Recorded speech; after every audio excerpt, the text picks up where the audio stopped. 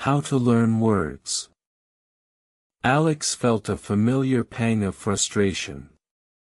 English, for all its global importance, remained an elusive beast. He spent countless hours poring over textbooks, trying to memorize endless lists of vocabulary words. The words, however, seemed to vanish the moment he closed the book, leaving him disheartened and questioning his own capability. His listening skills were equally disheartening. Native speakers sounded like a blur of unintelligible sounds, their rapid-fire conversations overwhelming his ears.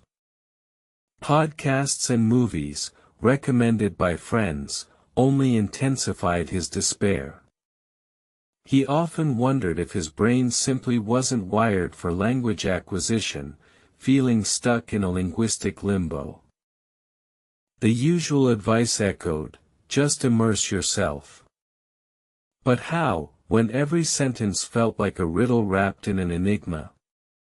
Alex longed for a secret formula, a magical shortcut to fluency that somehow bypassed the struggle. He felt isolated in his learning journey, constantly comparing himself to others who seemed to pick it up effortlessly. One evening, browsing online, a blog post title caught his eye, "The Unforgettable Story of How I Learned English." It promised a very interesting story, diverging from the dry academic texts he was accustomed to. Curiosity, a rare commodity in his language learning, finally spurred him to click the link and begin reading. The story described not rote memorization, but an immersive narrative, connecting words to experiences. It detailed how the author learned English not by force, but by curiosity, through compelling tales and real-life interactions.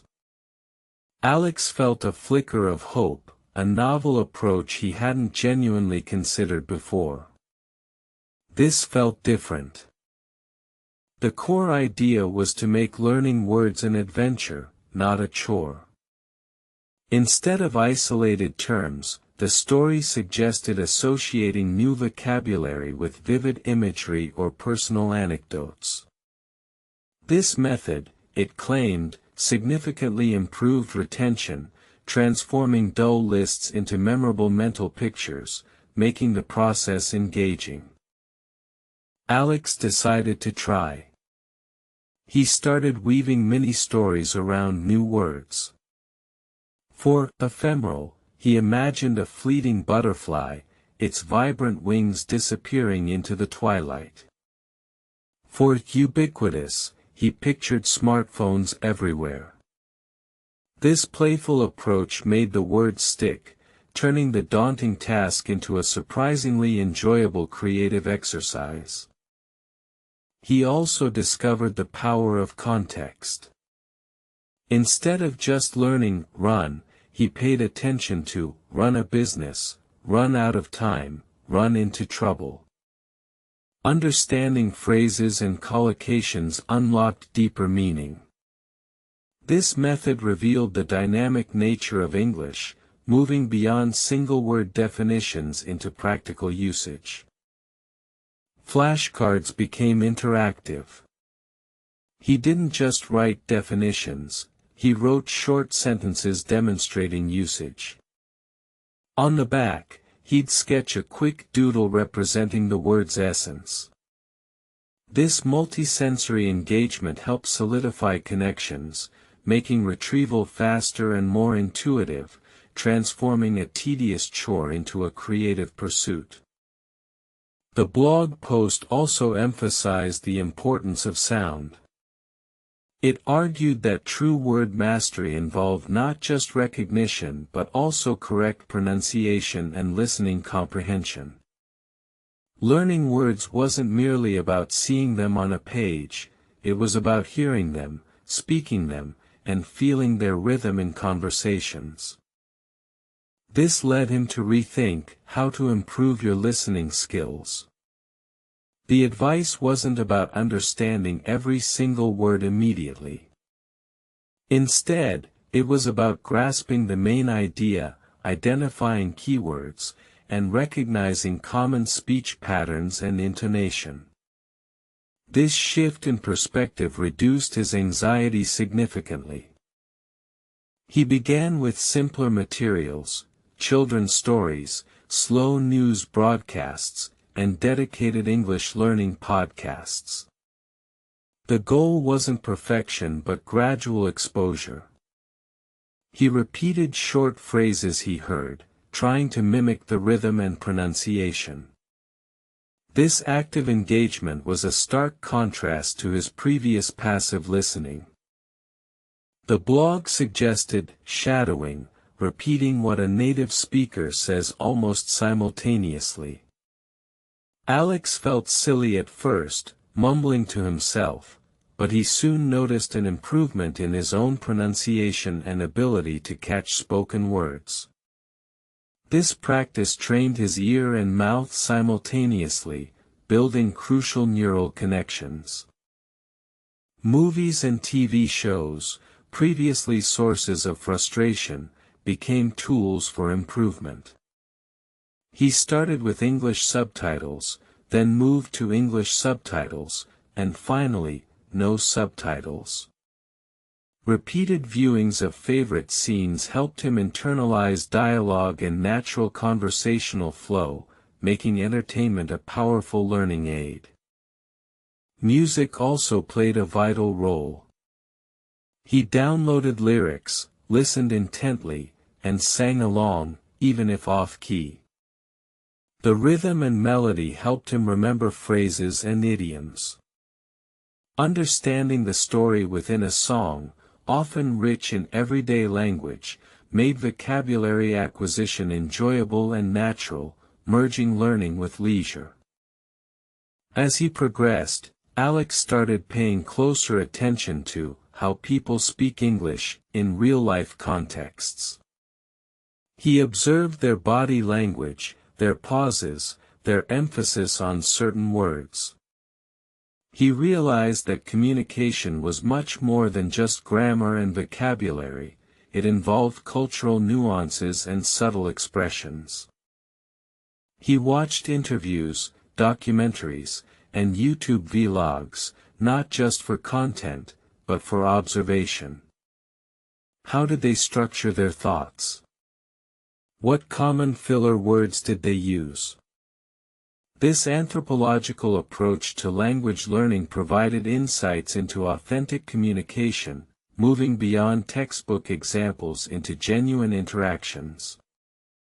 He noticed regional accents and different paces of speech. This exposure broadened his understanding of the diversity within English, preparing him for real-world conversations where not everyone sounded like a meticulously recorded textbook voice. It made him more adaptable and less intimidated by variations. The blog post famously declared, "The best way to learn English is the way that keeps you learning."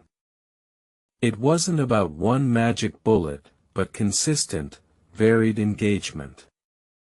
The key was sustainability and enjoyment, ensuring the learning journey remained exciting and personally rewarding, not a burdensome chore. This principle resonated deeply. Alex realized his past failures stemmed from expecting instant results and relying on monotonous methods. True progress, the blog argued, came from creating a diverse learning ecosystem, integrating different approaches that kept the brain stimulated and motivated over the long term. He understood that, how to practice English wasn't a one-size-fits-all answer. It required experimentation and adaptation. The best practice was the one he consistently did, the one that felt engaging and relevant to his personal goals, fostering a genuine connection with the language and its utility. Writing became a crucial component of his practice. He started a daily journal, jotting down thoughts, dreams, and observations in English, no matter how clumsy. The act of forming sentences, even imperfect ones, solidified his grammar and vocabulary, forcing active retrieval and application of new knowledge. He joined online forums and language exchange apps, tentatively engaging in written conversations. The initial fear of making mistakes gradually lessened as he received encouraging feedback and realized that most people were patient and supportive, fostering a low-stakes environment for active learning. Reading, once a source of frustration, transformed into pleasure. He began with graded readers, slowly progressing to simplified novels and then authentic materials he genuinely enjoyed. Reading for pleasure, not just for study, expanded his vocabulary naturally and improved his comprehension of complex sentence structures. Then came the inevitable question, why I always make mistakes. The blog post tackled this head-on, reframing mistakes not as failures but as invaluable feedback. Each error, it explained, highlighted an area for improvement, a specific concept to revisit, turning frustration into actionable learning opportunities. Alex learned to embrace his mistakes, seeing them as stepping stones to fluency. He started keeping a mistake journal, noting down recurring errors and actively seeking corrections. This proactive approach transformed his relationship with errors, making them indicators of effort rather than inadequacy. He understood that native speakers also made mistakes, albeit different ones. This realization liberated him from the crippling pursuit of perfection. The goal wasn't flawless speech from day one, but clear, understandable communication, prioritizing message over grammatical exactitude in early stages. One particularly insightful piece of advice was, how to talk at home to yourself. It sounded strange at first, but the blog explained its profound benefits for building confidence and fluency without pressure. This solitary practice became a cornerstone of Alex's daily routine, fostering comfort with English. He started narrating his daily activities in English. I am making coffee now. The water is boiling. I will add milk. This constant internal monologue, sometimes spoken aloud, helped him think directly in English, bypassing translation, and activating vocabulary and grammar instinctively, preparing him for real conversations. He practiced answering imaginary questions, debating topics with himself, and describing objects around his house. This self-dialogue built muscle memory for speaking, improving his spontaneous sentence formation and reducing hesitation. It was a safe space to experiment and make mistakes without judgment. Role-playing became a fun activity. He would pretend to order food, check into a hotel, or explain a concept to an imaginary friend.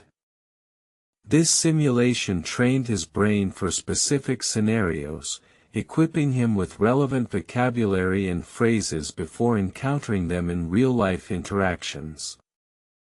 The bridge from self-talk to how to talk in English with others was gradual but steady. The confidence gained from his solitary practice gave him the courage to initiate conversations, knowing he had a foundation of practiced phrases and a reduced fear of speaking. He joined local language exchange groups and found conversation partners online. The first few interactions were nerve-wracking, but he pushed through, focusing on clear communication rather than perfect grammar. He learned that most people appreciated the effort and were happy to help. He made a point of asking follow-up questions, showing genuine interest in the other person's responses. This proactive engagement not only deepened conversations but also provided more opportunities for him to listen and respond in English, actively honing his conversational skills. The blog stressed that, "Learn English is not a destination but a continuous journey." There would always be new words, new expressions, and new nuances to discover. The goal was to cultivate a lifelong love for the language, making learning an integrated part of daily life. Alex embraced this philosophy. He no longer felt the pressure to achieve fluency by a certain date. Instead, he focused on consistent, enjoyable engagement, knowing that incremental progress, sustained over time, would lead to remarkable results, transforming his entire relationship with English. He continued to read diverse materials, from fiction to news articles, exposing himself to various writing styles and vocabulary. This extensive reading habit not only broadened his knowledge but also solidified his grasp of complex grammatical structures in a natural, organic way.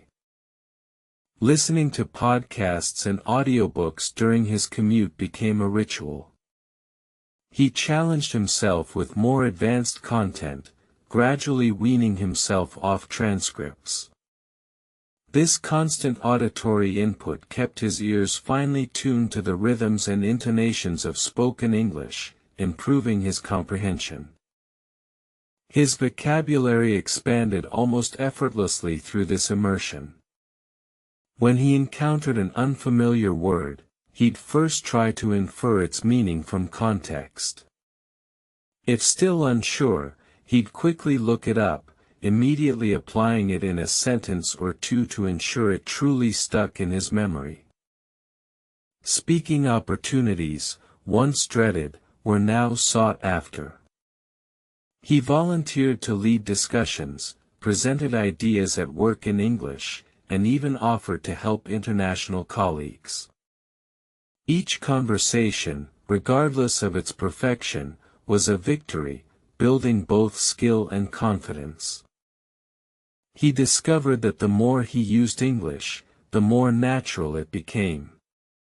The initial awkwardness faded, replaced by a growing sense of ease and spontaneity. The language was no longer a foreign concept, it was slowly becoming an extension of his own thoughts and expressions. The fear of making mistakes, though never entirely gone, no longer paralyzed him. He understood that communication was paramount, and that minor grammatical slips rarely hindered understanding. This acceptance freed him to speak more freely and take more risks in his conversations. His self-talk sessions evolved from simple narration to more complex problem-solving and creative thinking in English. He would plan his day, brainstorm ideas for projects, and even argue with himself about current events, all entirely in English, deepening his cognitive engagement. This internal English dialogue reinforced his learning throughout the day, not just during dedicated study times. It was a constant, low-stakes practice environment that kept his English warm, ready for use whenever an external opportunity arose, bridging theory with practical application. He noticed remarkable improvement in his ability to understand different accents, from British to Australian to various American dialects. His ears had become attuned to the subtle phonetic variations, making him a more versatile and effective listener in diverse linguistic environments. His understanding of idiomatic expressions and colloquialisms grew significantly. These phrases, once baffling, now made sense within their cultural context. He started recognizing and even using some of them naturally, adding a layer of authenticity and fluency to his own speech. Alex also became more adept at identifying subtle nuances in tone and meaning, understanding sarcasm, humor, and underlying emotions conveyed through English. This deeper comprehension went beyond mere words, tapping into the rich tapestry of human communication. His confidence skyrocketed. He could now participate in discussions, express complex ideas, and even crack jokes in English without intense mental effort. The language, once a barrier, had become a powerful tool for connection and personal growth, opening new doors for him. The very interesting story he read had truly transformed his learning approach. It wasn't about rigid rules but about embracing curiosity, consistency, and personalized methods. His journey was proof that learning English could be an exciting adventure, not a daunting task. He shared his story with others, encouraging them to find their own, best way to learn English. He emphasized that everyone's path is unique, and the most effective method is the one that sparks genuine interest and maintains motivation, making learning a joyful pursuit. Alex often reflected on why I always make mistakes early on. He realized those mistakes were not signs of failure but rather critical checkpoints, guiding him towards areas needing reinforcement, helping him refine his understanding and ultimately, build stronger linguistic foundations. His journey underscored the power of how to talk at home to yourself. This quiet, consistent practice had been the unsung hero, building internal fluency and confidence without the external pressure of immediate judgment, truly accelerating his spoken English development significantly. He also championed the concept of understanding how people speak English naturally, not just grammatically.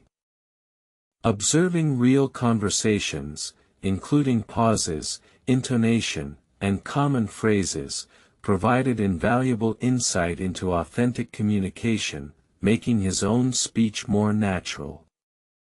His listening skills had undergone a monumental transformation. From a jumble of sounds, English conversations now flowed with clarity and meaning. He could follow complex discussions, appreciate different accents, and even discern subtle emotional cues within spoken dialogue. Alex, once frustrated and hesitant, now spoke English with genuine ease and enthusiasm. His initial struggles had paved the way for profound insights, culminating in a journey that proved learning English was not merely about language acquisition but about personal transformation and growth. This continuous engagement transformed him. He was no longer just learning words, he was learning to connect, to express, to understand a broader world. English became a bridge, not a wall, enabling him to explore new cultures and build meaningful relationships across borders effortlessly. The journey continues, an exciting exploration of new vocabulary, idiomatic expressions, and cultural nuances. Alex now sees English not as a challenge to overcome, but as an endless source of fascination and connection, constantly evolving, much like life itself.